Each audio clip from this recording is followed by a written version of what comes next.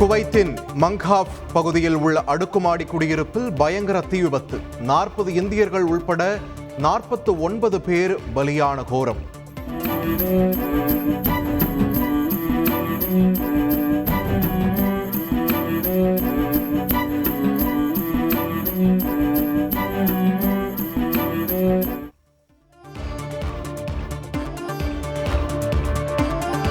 Kuwait தீ விபத்தில் தமிழகத்தைச் சேர்ந்த 3 பேர் பலியான சோகம்.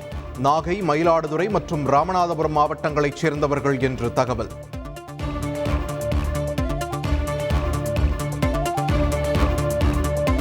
குவைத் தீ விபத்து குறித்து கேரள முதலமைச்சர் பினராயி விஜயன் தலைமையில் இன்று அவசர ஆலோசனை. கேரளாவைச் சேர்ந்த 11 பேர் பலியான நிலையில் உடல்களை தாயகம் கொண்டு வருவது குறித்து ஆலோசனை என தகவல்.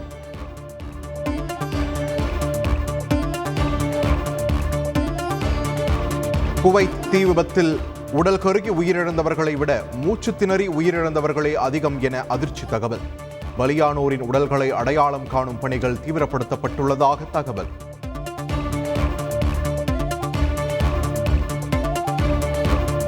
குவைத் தீ விபத்தில் உயிரிழந்தவர்களை இழந்து வாடும் குடும்பத்தினருக்கு இரங்கல் தெரிவித்தார் பிரதமர் மோடி.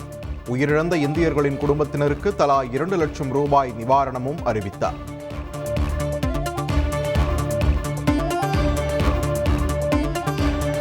குவைத் தீ விபத்தில் தமிழர்களுக்கு தேவையான மருத்துவ உதவிகளை வழங்குமாறு அயலக தமிழர் நலத்துறைக்கு முதலமைச்சர் மு.க.ஸ்டாலின் உத்தரவு. உதவி கேட்டு அணுகுவதற்கான தொலைபேசி எண்களும் தமிழக அரசு சார்பில் அறிவிப்பு.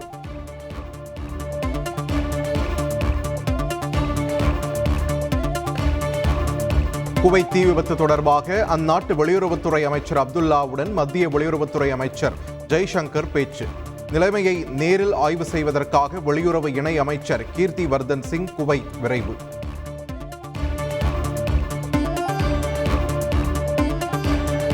குவைத் தீ விபத்தில் பலியானவர்களின் குடும்பத்தினருக்கு ராகுல் காந்தி இரங்கல். மத்திய கிழக்கில் உள்ள இந்திய தொழிலாளர்களின் வாழ்க்கை தரம் கண்ணியமான முறையில் அமைய முன்னுரிமை அளிக்குமாறு மத்திய அரசுக்கு கோரிக்கை.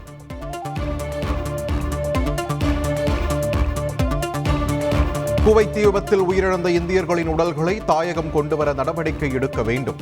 மத்திய வெளியுறவுத்துறைக்கு மக்கள் நீதி மய்யம் தலைவர் கமல்ஹாசன் கோரிக்கை. வட்டாட்சியரிடம் அனுமதி பெற்று நீர்த்தேக்கங்களில் இருந்து கட்டணமின்றி மண் எடுக்க அனுமதி. விவசாயிகள் மற்றும் பானை செய்வோரின் கோரிக்கையை ஏற்று முதலமைச்சர் மு.க.ஸ்டாலின் ஆணை.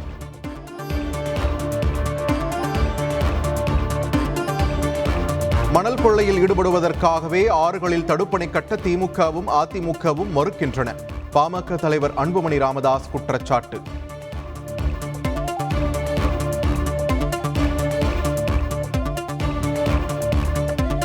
வைகை அணையில் தேசிய அணைகள் பாதுகாப்பு குழுவினர் ஆய்வு. அணையின் தரம், கட்டட உறுதித்தன்மை, வெள்ள முன்னெச்சரிக்கை குறித்து சோதனை.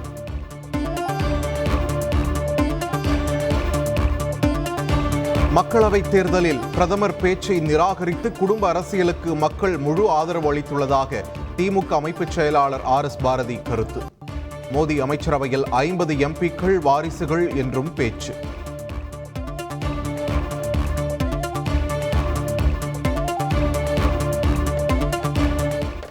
வேலூர் மாநகராட்சி பகுதியில் ஆக்கிரமிப்பு வீடுகளை அகற்ற அதிரடிப்படையினருடன் குவிந்த அதிகாரிகள்.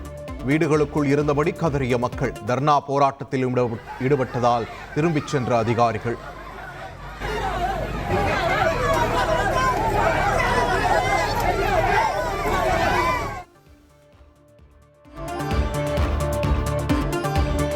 கந்துவட்டி கொடுமையால் இளம் பெண் மகனுடன் தற்கொலை முயற்சித்த சம்பவம். சமூக ஆர்வலர் உதவியால் கந்துவட்டி வாங்கியவரை கைது செய்தது காவல்துறை.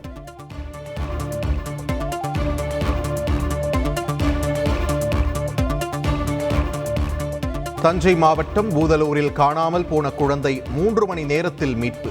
ரயில் நிலையத்தில் இருந்து 1/2 கிலோமீட்டர் தொலைவில் புதரில் இருந்து மீட்டது காவல்துறை.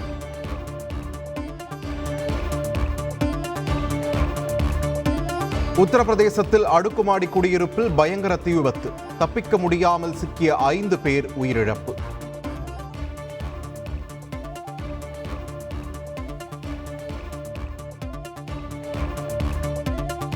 ஜம்மு காஷ்மீரில் தீவிரவாதிகளுடன் பாதுகாப்பு படையினர் இடையே நீடிக்கும் துப்பாக்கிச் சண்டை. தீவிரவாதிகளின் விவரங்களை வெளியிட்டு மறுபக்கம் தேடுதல் வேட்டை.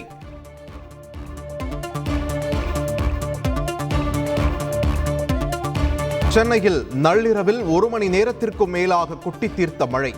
மயிலாப்பூர், அடையாறு, கீழ்ப்பாக்கம், வடபழனி, அண்ணாநகர், ஆவடி, அம்பத்தூர் உள்ளிட்ட இடங்களில் பெய்தது.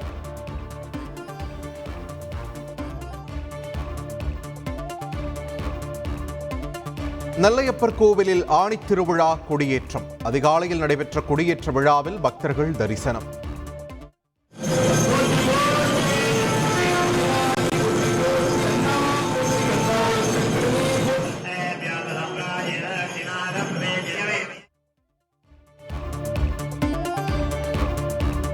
அருணாச்சல பிரதேச முதல்வராக பாஜகவைச் சேர்ந்த பீமா காண்டு தேர்வு.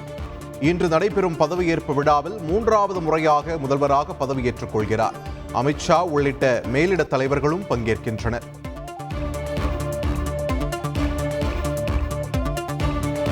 T20 உலகக்கோப்பை தொடரில் அமெரிக்காவுக்கு எதிரான ஆட்டத்தில் 7 விக்கெட்டுகள் வித்தியாசத்தில் இந்திய அணி வெற்றி. சூப்பர் 8 சுற்றுக்குள் இந்திய அணி நுழைந்ததால் நியூயார்க்கில் ரசிகர்கள் கொண்டாட்டம்.